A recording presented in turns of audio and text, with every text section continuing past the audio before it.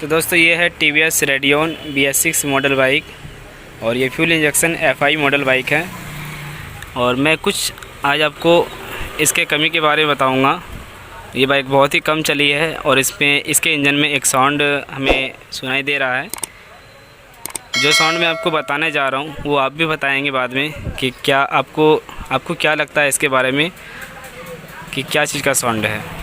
तो सबसे पहले मैं बाइक को स्टार्ट करता हूँ। यहाँ पे देख सकते हैं फ्यूल इंजेक्शन सिस्टम जो यहाँ पे दिया गया है FI मॉडल वाली। कार्बोरेटर नहीं होती है इस बाइक में और साथ में यहाँ पे सेंसर लगाया गया है। मैं कुछ भी और भी रिव्यू नहीं करूँगा इस बाइक के बारे में, मैं डायरेक्ट आपको सिर्फ इंजन के बारे में जानकारी दे रहा हूँ जो इसमें हमें साउंड मिला है। इससे पहले भी हमारे पास बाइक आई थी, इस तरह का साउंड नहीं था, अच्छा साउंड था इस इंजन का।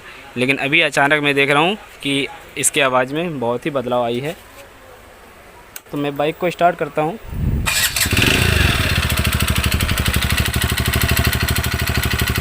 तो बाइक अभी स्टार्ट है और बिल्कुल ध्यान से सुने कि ये क्या चीज़ का साउंड है।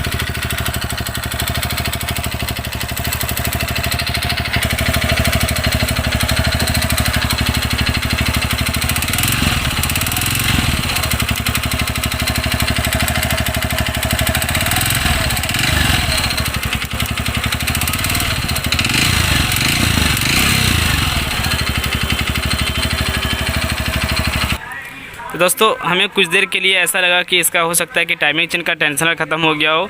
तो हमने ये रबड़ वाला कवर खोल के हमने टाइमिंग चेन को भी देखा एडजस्ट करके, लेकिन यहाँ पे टाइमिंग चेन एडजस्टर में हमें कोई भी प्रॉब्लम देखने को नहीं मिला। और हमें यही लगता है कि इसका जो पिस्टन होता है वो पिस्टन का साउंड है, क्योंकि जब रेस ज़्यादा देता हूँ तो उस टाइम में आवाज़ बंद हो जाती है। और पिस्टन का साउंड इसी तरीके से होता है, अगर हल्का से रेस रहेगी तो उस टाइम ज़्यादा आवाज़ करेगा और रेस अगर ज़्यादा बढ़ाएंगे तो कम आवाज़ करेगा।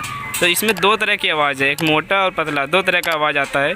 तो ऐसे में हमें कुछ भी नहीं करना चाहिए और सीधा डायरेक्ट TVS शोरूम वाले से कंप्लेन कराना चाहिए। और अगर कस्टमर की मर्ज़ी होगी बाद में कि नहीं आप इसे कराएंगे तो करा सकते हैं, लेकिन ज़्यादा बेहतर यही होता है अभी जो ये BS6 बाइक है इस बाइक को हमें शोरूम में ही कंप्लेन करना चाहिए, ये ज़्यादा बेहतर होता है।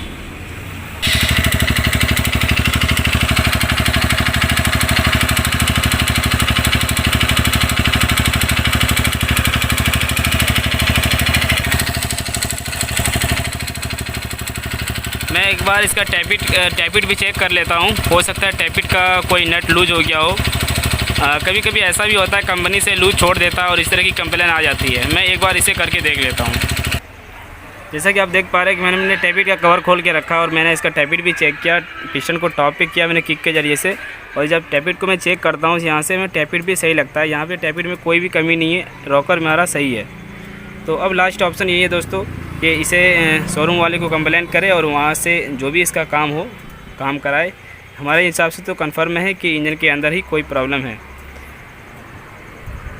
तो ये वीडियो कैसा लगा हमें कमेंट करके बताएं और आपको इसका आवाज़ किस तरीके से लगा हमें ये भी बताएं। अगर मेरे चैनल में पहली बार आए हैं चैनल को सब्सक्राइब कर लीजिए, साथ में बेल आइकन को प्रेस कर लीजिए।